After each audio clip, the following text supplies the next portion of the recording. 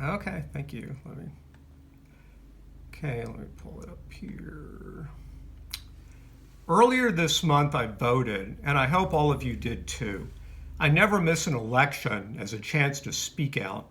My voting history goes all the way back to 1975, and I still find the process endlessly memorable. As soon as I turned 18 in 1975, I registered to vote.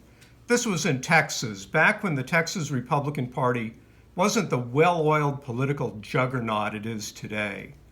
Indeed, the party infrastructure was so puny that its primaries had voters stick paper ballots in shoeboxes.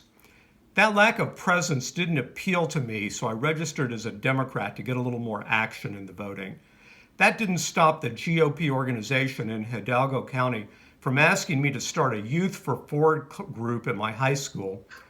Well, I didn't do that, although I kept the campaign swag, including this President Ford 76 shirt, which I've now had for 45 years, and it still fits.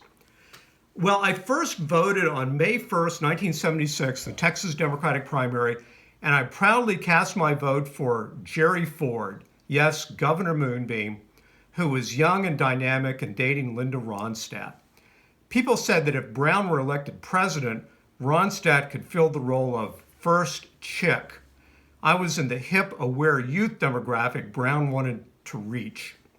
In October, I joined the Princeton University Student Democrats for a trip to Newark for Columbus Day parade. VP candidates Walter Mondale and Bob Dole both appeared. I cannot imagine two candidates being at the same event these days, especially not, well, Columbus Day, now that most reviled of civic observances. Anyway, I voted absentee for Gerald Ford, who lost to Jimmy Carter. Then in 1980, Carter and Reagan squared off in an election colored by a terrible economy, the Soviet invasion of Afghanistan, sky-high interest rates, and the Iranian hostage crisis. Kind of sounds like what we're heading into now. I defiantly voted for the thinking man's candidate, John Anderson, a breakaway Republican. He was the first of a long line of troublemakers I supported in my effort to break open the two-party stranglehold on governance. The campaign cycles rolled along. I took notice of Jesse Jackson's confident presence in the Democratic primaries of '84 and '88.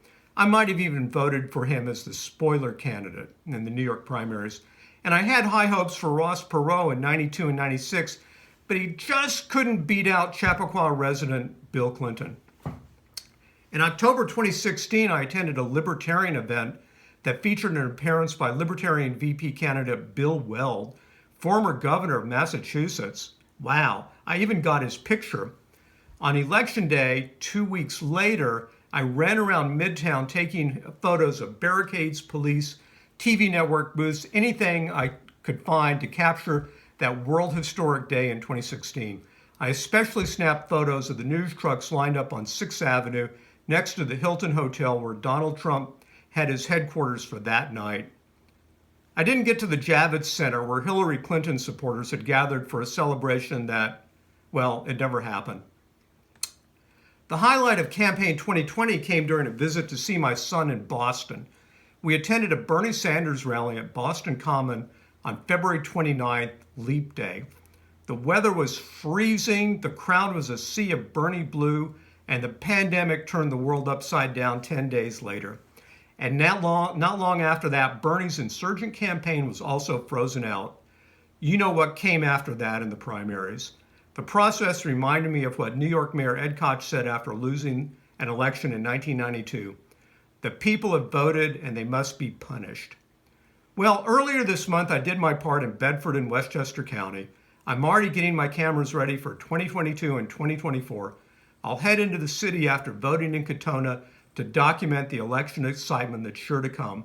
And you know what? I'm going to be a cockeyed electoral optimist, come what may, because there's always going to be another election coming along where I can be a troublemaker. Thank you.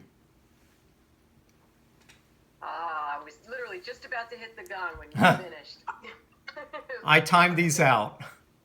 Yeah, that's important. The time often moves in ways that we don't think it will. But thank you. That was great. I don't want to say too much by way of commentary. I'm going to keep it moving here. my list, but thank you, Van. Okay. Next up, we have